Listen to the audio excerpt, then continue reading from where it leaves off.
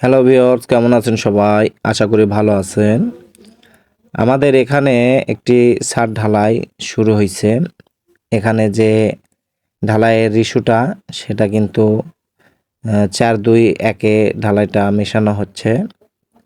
আর এখানে যে ঢালাইটা করা হচ্ছে, আপনার যে ঢালাইটা হচ্ছে এটা কনসেল ছাদ ঢালাই হচ্ছে। কনসেল ছাদ বা বিম ছাদ যেই ছাদই ঢালাই করেন না কেন, আপনাকে খেয়াল রাখতে হবে আপনার ঢালাইটা কত ইঞ্চি করছেন, আপনার ভাইব্রেশন ঠিকমতো করা হচ্ছে কিনা, ছাদের ব্লক ঠিকমতো দেওয়া আছে কিনা, আপনার ছাদে যে রড বাঁধা আছে সেগুলো রড বাঁধা ঠিক আছে কিনা, সব বিষয় আপনাকে কিন্তু খেয়াল করতে হবে। এই ভিডিওর মাধ্যমে আমি আপনাদেরকে দেখাবো যে আমরা এখানে কত ইঞ্চি ঢালাই করছি, কিভাবে ব্লকগুলো দেওয়া আছে, ভাইব্রেশন হচ্ছে কিনা, আপনার ঢালাইটা ফিনিশিং করছে কিনা, আপনার যে ঢালাইটা করতেছেন এই ঢালাইটা আপনার যে পাট্টাটা মারা হচ্ছে এটা কি একবারই ফিনিশিং করছে না দ্বিতীয়বার আবার পাট্টাটা মারা হচ্ছে, এই বিষয়গুলো আপনাকে কিন্তু খেয়াল করতে হবে। আপনার বাড়ির মালিক হন বা মহাজন হন, দেখেন এখানে যে পাট্টাটা মারা হচ্ছে অলরেডি কিন্তু একবার ফিনিশিং দেওয়া হয়েছে, দ্বিতীয়বার তার উপরে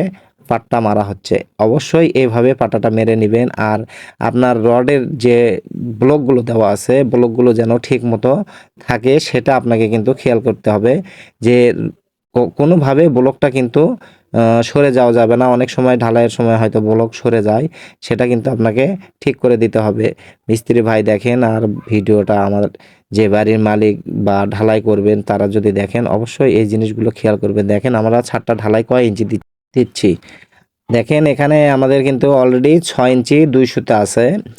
আমাদের ছাদটা কিন্তু 6 ইঞ্চি ঢালাই হচ্ছে, কনসেল ছাদ যেহেতু আমাদের অলরেডি 6 ইঞ্চি ঢালাই, আমরা 6 ইঞ্চি ঢালাই করতেছি। আর কনসেল ছাদটা কিন্তু নিম্ন 6 ইঞ্চি ঢালাই করা হয়, আপনার 7 ইঞ্চিও ঢালাই করা হয়, 8 ইঞ্চিও ঢালাই করা হয়। দেখেন ঢালাইটা আমাদের অলরেডি এক সাইডে মনে করেন যে মোটামুটি ফিনিশিংয়ের মধ্যে আসছে, তারপরে কিন্তু উপরে আবার পাট্টাটা মারা হচ্ছে যে আমাদের ঢালাইটা যেন শক্ত মজবুত হয়, সেজন্য কিন্তু আবার ঢালাইয়ের উপর পাট্টাটা মারা হচ্ছে। আর ঢালাইয়ের সময় অবশ্যই আপনারা খেয়াল রাখবেন যে আপনার বাড়ির মালিক হন বা মিস্ত্রি হন, আপনি এমন লোকের সাথে ঢালাইয়ের কন্ট্রাক্টটা করবেন যে তাদের কাছে যেন তেলের ভাইব্রেশনটা থাকে বা ভাইব্রেটরটা থাকে। কারণ এখনকার দিনে অনেক সময় বিদ্যুৎ থাকে না, বিদ্যুৎ চলে যায়, সেই সময় কিন্তু হয়তো বা ভাইব্রেশন করা হয় না। অবশ্যই আপনারা ভাইব্রেটর মেশিনটা কাছে রাখবেন বা তেলের ভাইব্রেটর যার আছে তাকে কাজ দেওয়ার চেষ্টা করবেন, বা আপনার যদি তেলের ভাইব্রেটর থাকে সেক্ষেত্রে আপনার কাজের সাইডে রাখবেন। কারণ বিদ্যুৎ চলে যাওয়ার পরে যেন ভাইব্রেশনটা করা হয়। কারণ রানিং ঢালাই কিন্তু কেউ বন্ধ করে রাখে না, তখন হয়তো বা রড দিয়ে বা কামড়ি দিয়ে বা লোহা তোলা দিয়ে তখন গাজার চেষ্টা করে। এইভাবে গেজে নেবেন না, অবশ্যই ভাইব্রেটর দিয়ে আপনার কাজটাই করে নেবেন। ঠিক আছে, ধন্যবাদ সবাইকে আমাদের সাথে থাকার জন্য, ভিডিওটি দেখার জন্য।